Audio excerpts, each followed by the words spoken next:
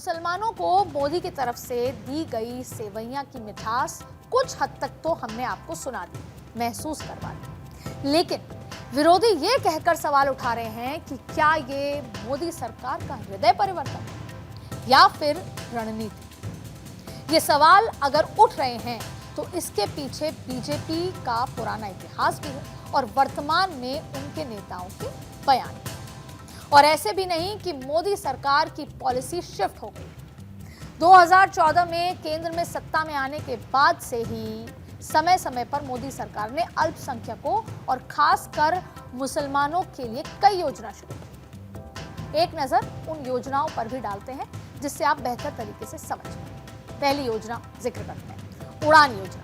इसके तहत free coaching और छात्र छात्राओं को 1500 से 3000 रुपए देने का प्रावधान किया गया। फिर शादी शगुन योजना के तहत ग्रेजुएशन करने वाली मुस्लिम लड़कियों की शादी पर 51,000 रुपए शगुन देने का ऐलान। फिर उस्ताद योजना में मुस्लिम कारीगरों को एक्सपर्ट बनाने की ट्रेनिंग दी जाती है, ये भी योजना आई। सीखो और कमाओ योजना के तहत मुस्लिम युवाओं के लिए स्वरोजगार के मौके तलाशे जाते हैं। फिर ईदी योजना में 5 करोड़ मुस्लिम छात्र छात्राओं को छात्रवृत्ति देने का प्रावधान।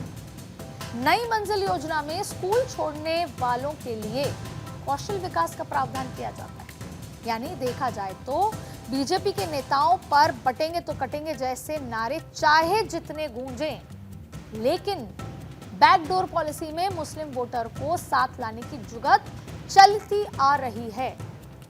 अगर इस रणनीति को समझा जाए तो बीजेपी पहले से ही मुस्लिम महिलाओं और पसमानदा मुसलमानों के वोट बैंक को अपने साथ लाने की कोशिश करती आ रही है। मोदी सरकार ने एक बार में 3 तलाक खत्म किया तो हज यात्रा के लिए महरम यानी ऐसे रिश्तेदार जिससे शादी की इजाजत ना हो उसकी भी अनिवार्यता को खत्म किया।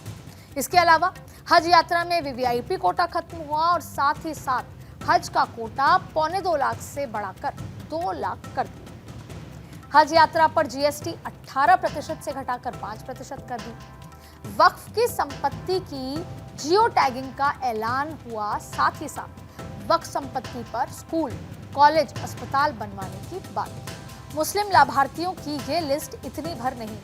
सरकारी योजनाओं के मुस्लिम लाभार्थियों की बात करें तो 31 मार्च 2022 तक प्रधानमंत्री आवास योजना में कुल 68 लाख घर बने। इसमें 14,13,000 घर मुसलमानों के लिए, यानी योजना के तहत बने जो पूरे मकान थे, कुल मकान उसका करीब लगभग 21% और टू बी प्रिसाइज 20.77% मुसलमानों के लिए बने। और अब प्रधानमंत्री मुद्रा योजना की भी डिटेल समझ लेते हैं, आपके सामने में रखते हैं। यहाँ कितने मुसलमानों को प्रधानमंत्री के इस योजना का लाभ मिला है। इस योजना के तहत कुल लाभार्थियों की संख्या है 21,68,000। इसमें 4,32,000 यानी योजना के करीब 20% मुस्लिम लाभार्थियों को इसका फायदा मिला। देश में मुस्लिम टीचरों की भी बात करते हैं। 2016 में सरकारी टीचर 67,215 थे तो 2021 में ये आंकड़ा बढ़कर 86,314 हो गया। अगर आंकड़ों की जुबानी मोदी सरकार के इस एक्शन को समझें तो 2024 में देश में करीब 20 करोड़ मुसलमान आबादी का अनुमान था और इस लिहाज से इस समाज की आधी आबादी अगर 9 से 10 करोड़ भी हुई तो भी ट्रिपल तलाक, हज के लिए महरम की अनिवार्यता खत्म करने जैसे मोदी सरकार के एक्शन उन्हें सीधा फायदा पहुंचा रहे हैं। और साथ ही साथ अगर 20 करोड़ मुस्लिम आबादी की इस संख्या को पसमानदा और गैर पसमानदा मुसलमानों के बीच बांटे भी तो देश में करीब 70 से 80% पसमानदा मुसलमान हैं।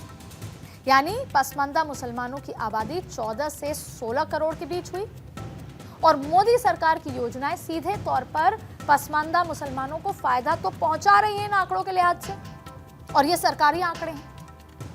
यानी मुस्लिम समुदाय में बीजेपी का सोशल इंजीनियरिंग का ये फॉर्मूला अगर कारगर साबित हो रहा है, कामयाब हुआ तो बीजेपी के लिए जीत की राह और आसान और बड़ी हो जाएगी, खासकर बिहार और पश्चिम बंगाल के चुनाव में।